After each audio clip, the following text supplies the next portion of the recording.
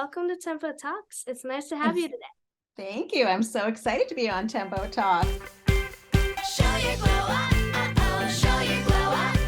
So, the first question, when did you write your first song? Because you did mention that you've been writing a few songs, right? Yes. I have been writing songs. I'm probably like you. I'm kind of always writing a song, but I think I wrote my first full song when I was 10, a little while ago. And do you want to know what it was called? What was it called? Searching for a Man. That's great. I love all of your songs. What inspires you? How do you get the juices flowing?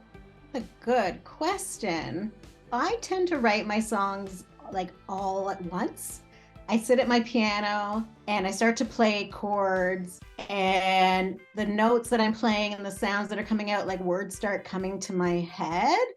And maybe it's based on something that is bothering me, or maybe it's just something that in the chords is giving me these ideas, but words start to come at the same time that I play music. People are different that way when they write songs. Some people do the music first and then they write the words after. For me, it kind of all happens at once most of the time. What is it like to hear your songs on an audio musical? What does it feel like? It's really cool.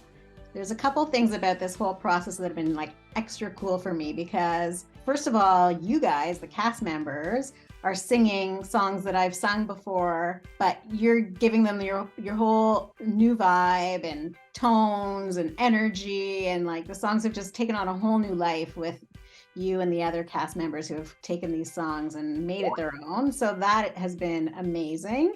And I think in my music, it's all a little autobiographical. So I think that it always tells a bit of a story to me, the songs that I write. So to have the writer who came and like wrote this amazing story about a school of the arts, which truthfully, I wish I could have gone to a school like Tempo. I don't know. It's like a dream school.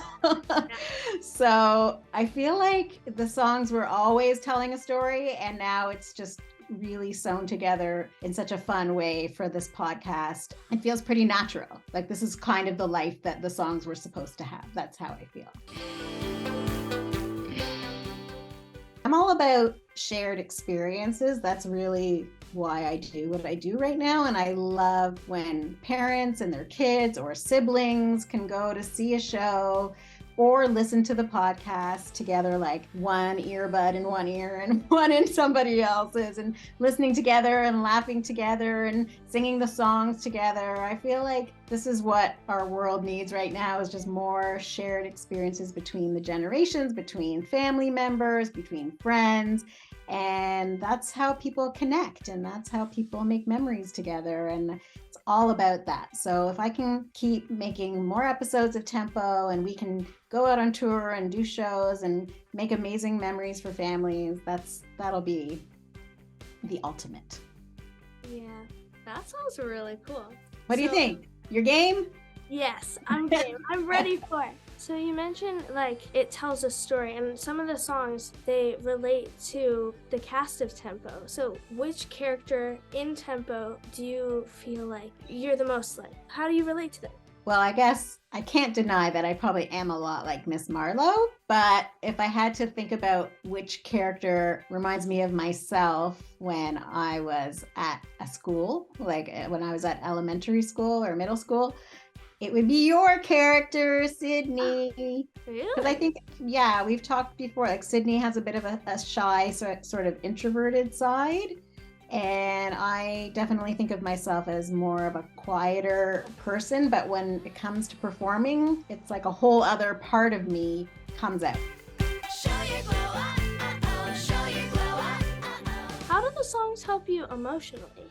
Well, I think like you said, I try to be a pretty positive person, but everybody has bad days and life happens, and there's been stressful times, especially the last couple of years as a performer. It's been hard to even get on a stage and sing.